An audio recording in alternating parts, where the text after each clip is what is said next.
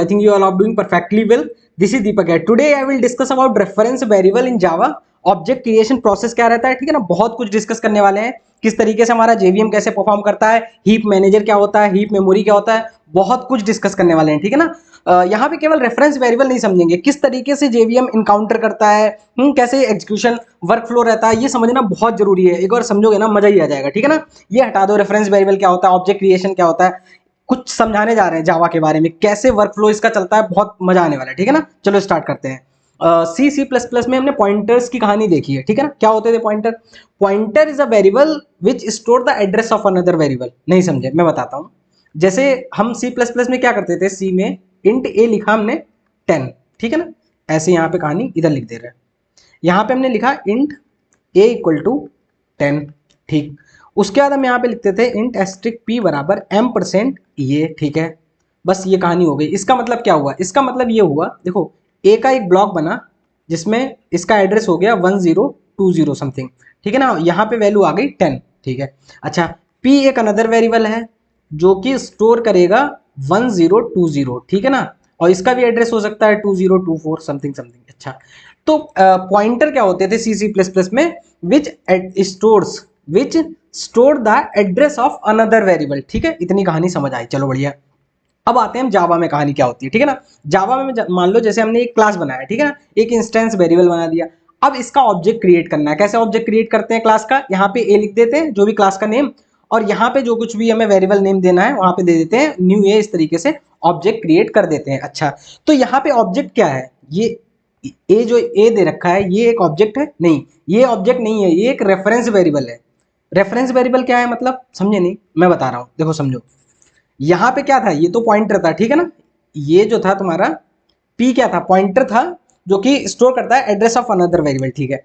अगर तुमसे पूछा जाए इस लाइन में ऑब्जेक्ट क्या है, इस लाइन में ऑब्जेक्ट क्या है, तो क्या बताओगे? इस लाइन में ऑब्जेक्ट ए है? नहीं, ये स्मॉल ए ऑब्जेक्ट नहीं है, ये रेफरेंस वेरिएबल है। होता क्या है रेफरेंस वेरिएबल, बताता हूँ, ठीक है। तो ऑब्जेक्ट क्या है? ऑब्जेक्ट बेसिकली इतना पार्ट है, ये न्यू ए, ये पार्ट जो है ऑब्जेक्ट क्रिएट करता है, तो इसको तुम बोल सकते हो ऑब्जेक्ट। बट ये एक रेफरेंस वेरिएबल है जो इसे रेफर कर रहा है। मैं बताता हूँ क्या कहानी हो रही है, ठीक है ना। इसको ना हम लोग यहाँ पे कंट्रोल शिफ्ट एस, इसको इतना पार्ट देखते हैं, जैसे कंट्रोल शिफ्ट एस किससे हम करते हैं, हाँ ठीक है ना। इसको यहाँ से उठाते हैं और नेक्स्ट पेज पे लेके चलते हैं, ठीक है। अब क्या करना है, जैसे मान लो मेरे पास यहाँ पे एक क्लास बना हुआ है, ठीक है ना। क्लास बना हुआ है इस तरीके से, क्लास ए बना दिया, इसी का ऑब्जेक्ट क्रिएट कर रहे हैं, ठीक है।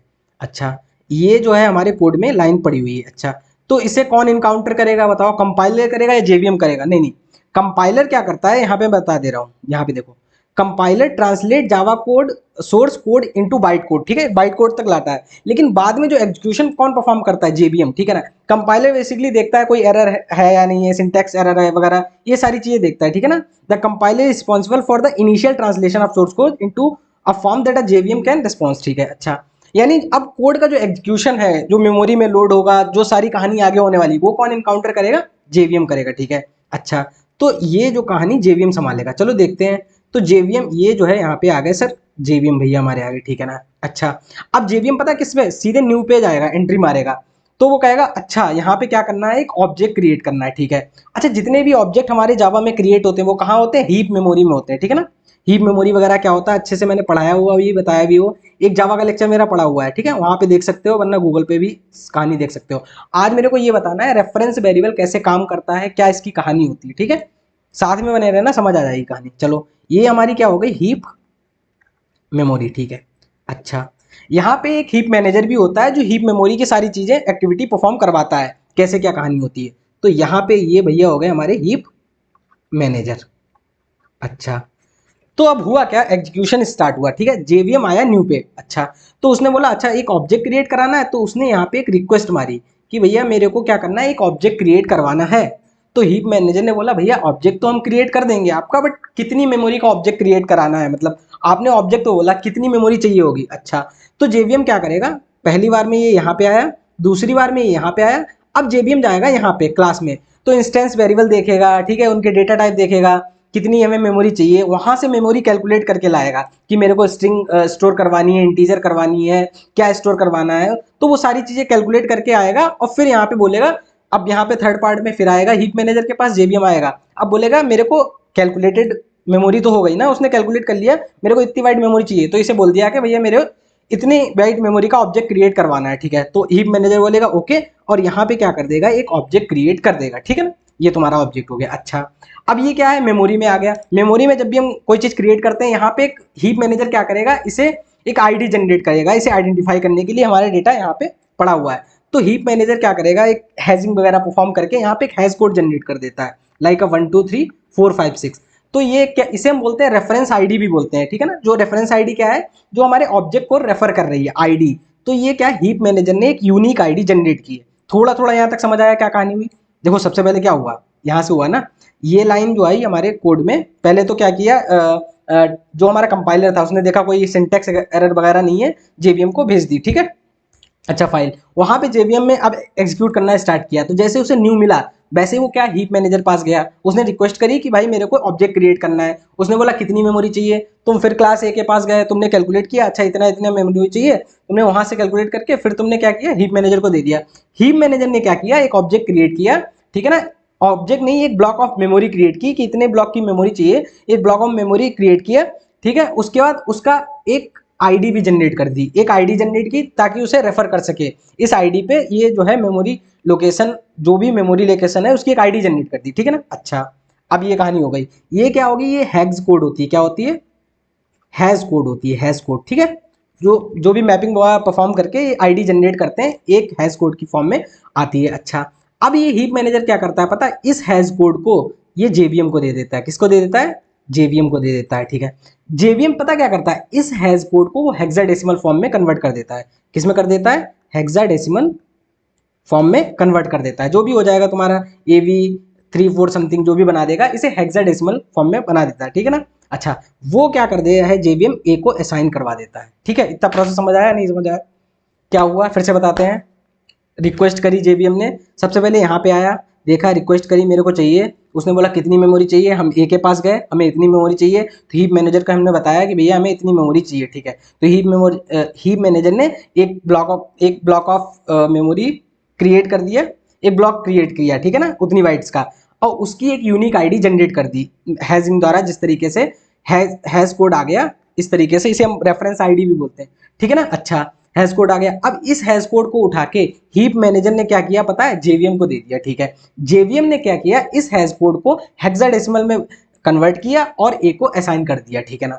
तो ए यहाँ पे क्या है, एक रेफरेंस वेरिएबल है, ठीक है, जो क्या रेफर कर रहा है, उस लोकेशन को रेफर कर रहा है। रेफर का मतलब जानते हो क्या होता है, रेफर का मतलब ये होता है एग्जैक्ट लोकेशन नहीं, मतलब जैसे मेरे को जाना है नोएडा इलेक्ट्रॉनिक सिटी, ठीक है।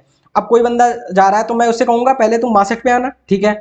फिर वहां से तुम्हें जेपी दिखेगा, ठीक है सर, जेपी के फ्रंट में एक रोड आ रही होगी, ठीक है, वहां से तुम राइट ले लेना, वहां से सीधे जाना। तुम ये क्या दे रहे हैं, जेपी बताया, सेक्टर 62 बताया, तो ये हम क्या कर रहे हैं, रेफर कर रहे हैं, ठीक है ना। तो इस तरीके से ये यहाँ पे रेफरेंस है, ठीक है ना।